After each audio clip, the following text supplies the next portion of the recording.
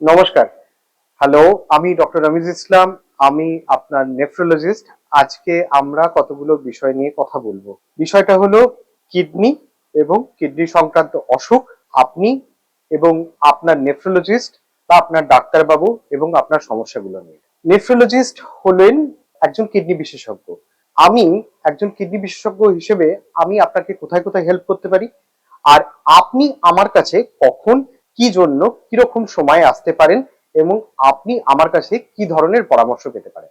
কিডনির রোগ মূলত তাদের হয়ে থাকে, দেখুন, আমাদের এই ভারতবর্ষে এবং এই গাঙ্গেয় পশ্চিমবঙ্গে বা এই ধরনের আমাদের সাউথ সাউথ ইস্ট এশিয়াতেই যদি বলতে বলা যায়, বা গোটা পৃথিবীতে, বিশ্বে কিডনির অসুখের এবং লিডিং কজ কিন্তু ডায়াবেটিস মানে ব্লাড সুগার, হাইপারটেনশন মানে ব্লাড প্রেশার, এবং আরো অন্যান্য কিছু অসুখ, যেগুলো সম্পর্কে আমরা ধারাবাহিকভাবে পরবর্তীকালে আলোচনা করতে থাকবো। কিন্তু মাথায় রাখতে হবে যে কিডনির অসুখ ডায়াবেটিস, হাইপারটেনশন ছাড়াও আপনার ডেইলি লাইফের উপরেও কিন্তু ডিপেন্ড করে। কিরকম ডেইলি লাইফের উপর ডিপেন্ড করে?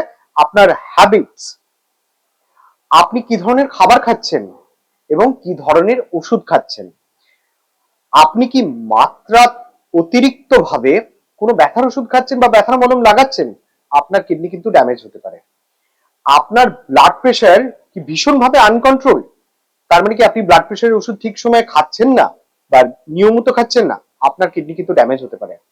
আপনার খাবারে লবণের পরিমাণ কি অতিরিক্ত বেশি, আপনার কিডনি কিন্তু ড্যামেজ হচ্ছে। আপনি জানতে পারবেন না, কিন্তু যখন জানবেন তখন হয়তো একটু সামান্য দেরি হয়ে যেতে পারে। আপনার ব্লাড সুগার কন্ট্রোল কি ভীষণভাবে খারাপ, আপনার ব্লাড সুগার কি সবসময় তুঙ্গে হয়ে থাকছে, খাবার কোনো রকম ভাবে কন্ট্রোল করতে পারছেন না, ওষুধ ঠিক করে খাচ্ছেন না, আপনার কিডনি কিন্তু নিয়মিত ড্যামেজ হচ্ছে। মাথায় রাখবেন, ব্লাড সুগার যেদিন আপনার ধরা পড়েছে, যেটা টাইপ 2 ডায়াবেটিসের ক্ষেত্রে আমরা বলি, এবং যে অসুখে আমরা সবাই ভুগছি, তার কারণ হচ্ছে অতিরিক্ত রকম ভাবে খাদ্যাভ্যাসে পরিবর্তন, আপনার শরীরে মেদের পরিমাণ বেশি, যেটাকে সেন্ট্রাল ওবেসিটি বলি আমরা, বা আপনার ধূমপান, অতিরিক্ত মদ্যপান, বা এবং আপনার এই দৈনন্দিন জীবনের মধ্যে যে আপনার ব্যস্ততার মধ্যে আপনার কোনো রকমের কোনো এক্সারসাইজ নেই, এগুলো সবগুলো কিন্তু টাইপ 2 ডায়াবেটিসকে প্রমোট করছে বা টাইপ 2 ডায়াবেটিসকে কিন্তু এগিয়ে দিচ্ছে। এই ডায়াবেটিস নিয়ে এতগুলো কথা আমাকে কিডনির বিশেষজ্ঞ হিসেবে বলতে হচ্ছে একটাই কারণে, আপনি গোড়াতে গলত রয়েছেন। দেখুন, আজকে আমাদের কাছে আউটডোরে নিয়মিত বিভিন্ন পেশেন্ট আসেন, যাদের স্বাভাবিকভাবেই তাদের কিডনির অসুখ রয়েছে, তারা ডায়াবেটিসে ভুগছেন, ব্লাড প্রেশারে ভুগছেন। তারা এসে আমাদের জিজ্ঞেস করেন, ডাক্তারবাবু কিডনির কি ওষুধ, ওষুধ কোনটা?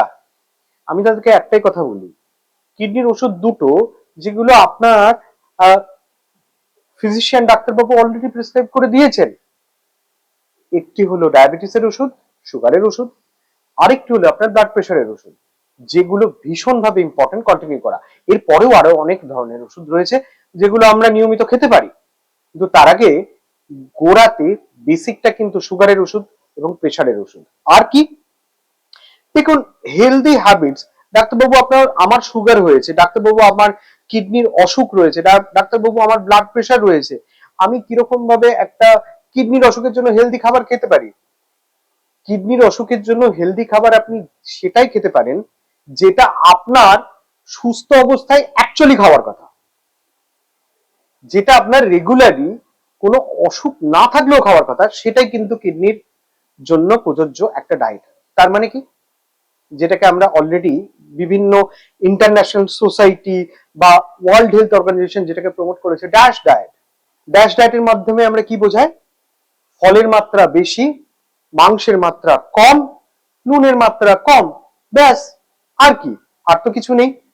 আপনি রেগুলার ফল খান, আপনি রেগুলার আপনার লবণের পরিমাণ কম করুন, আপনার মাংসের পরিমাণ কম করুন, এবং আপনি অতিরিক্ত তৈলাক্ত খাবার খাবেন না, এবং অবশ্যই যাদের ব্লাড সুগার রয়েছে তারা আপনাদের কার্বোহাইড্রেটের অ্যামাউন্ট কম করুন। দেখুন, এই ধরনের কথা বলতে গিয়ে যখন আমরা আবার বলি যে ফ্যাট রিচ ডায়েট আর ফ্যাট লেস ডায়েট, ঘি খাওয়া উচিত কি ঘি খাওয়া উচিত নয়, তেল খাওয়া উচিত কি তেল খাওয়া উচিত নয়, মশাই আগে কার্বোহাইড্রেটের অ্যামাউন্টটা কম করুন। দেখুন একটা জিনিস আমার মাস্টারমশাইরা বলতেন এবং আমিও সেটা বিশ্বাস করি, এই যা কিছু পলিশড তা কিন্তু ভালো নয়। Polished rice, polished sugar, refined salt, refined ময়দা বা রিফাইন্ড আটা, এর কোনোটাই মাত্রা অতিরিক্ত ভাবে আপনার শরীরের জন্য ভালো নয়।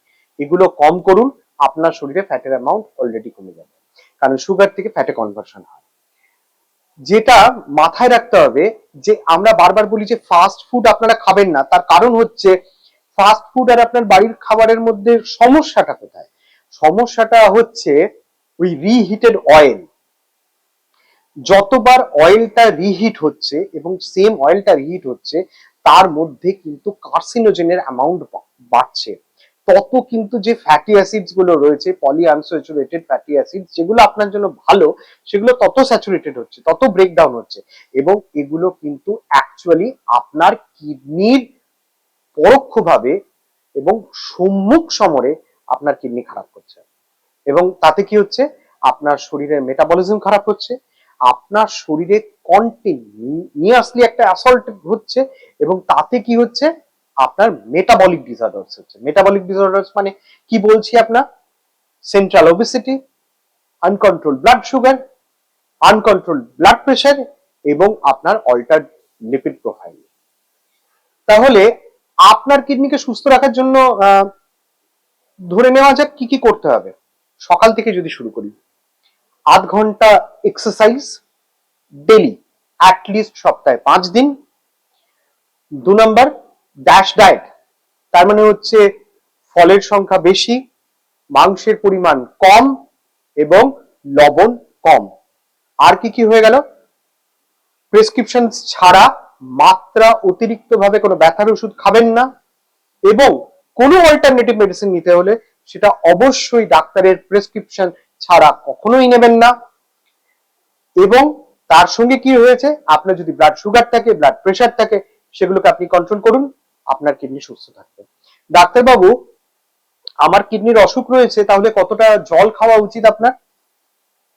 আপনার যতটা জল তেষ্টা পাচ্ছে আপনি ততটা খান।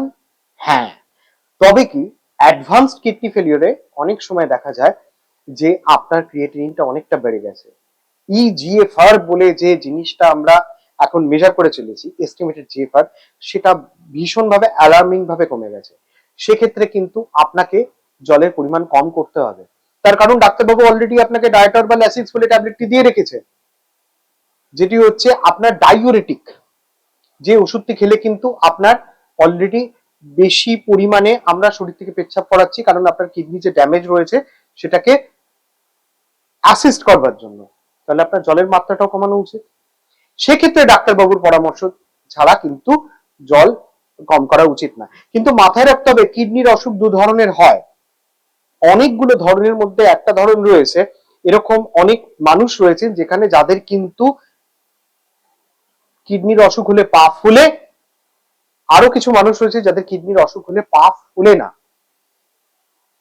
খুব গোদা বাংলায়, গ্রাম বাংলার ভাষায় অনেকে এসে যেমন বলেন আমার ফোলা কিডনির অসুখ, আর কিছু মানুষ এসে আমাদেরকে বলেন যে আমাদের শুকনো কিডনির অসুখ। তো সেরকম ক্ষেত্রে কিন্তু তাদের কিন্তু জলের পরিমাণ বাড়াতে হবে। তো এইগুলো মাথায় রাখলে কিন্তু আপনার কিডনি সুস্থ থাকতে পারে এবং আপনি কিন্তু সুস্বাস্থ্যের পথে চলে যেতে পারেন। তাহলে মাথায় রাখা, আপনার কিডনি, আপনার সুস্বাস্থ্য শুরু হয় কিন্তু আপনাকে নিয়ে, তারপরে আপনার ডাক্তারবাবু, তারপরে আপনার কিডনির বিশেষজ্ঞ। কিন্তু শুরুটা কিন্তু প্রথমেই ওখানে যে আপনি কিভাবে নিজের দিনটা শুরু করছেন। তাহলে এই কথাগুলো মাথায় রেখে যদি দরকার হয় তাহলে আপনি আমাদেরকে যোগাযোগ করুন, আমাকে যোগাযোগ করুন, আপনার পার্শ্ববর্তী যে সমস্ত কিডনি বিশেষজ্ঞ রয়েছেন বা মেডিসিনের ডাক্তারবাবু রয়েছে তাদেরকে যোগাযোগ করুন। মাথায় রাখবেন কিডনির অসুখ অনেক সময় অনেক ফাস্ট প্রোগ্রেস করে, অনেক সময় স্লো প্রোগ্রেস করে, কিন্তু আর্লি ডায়াগনোসিস এবং শনাক্তিকরণ কিডনির অসুখের খুব early is very very important. And actually সেটা কিন্তু আপনার দৈনন্দিন জীবনে এবং আপনার এই কিডনির অসুখের যে প্রোগ্রেসের যে কার্ভটা সেটাকে কিন্তু অনেক ভাবে ভীষণভাবে স্লো করে দিতে পারে। নমস্কার, সুস্থ থাকুন, আপনার কিডনিকে সুস্থ রাখুন।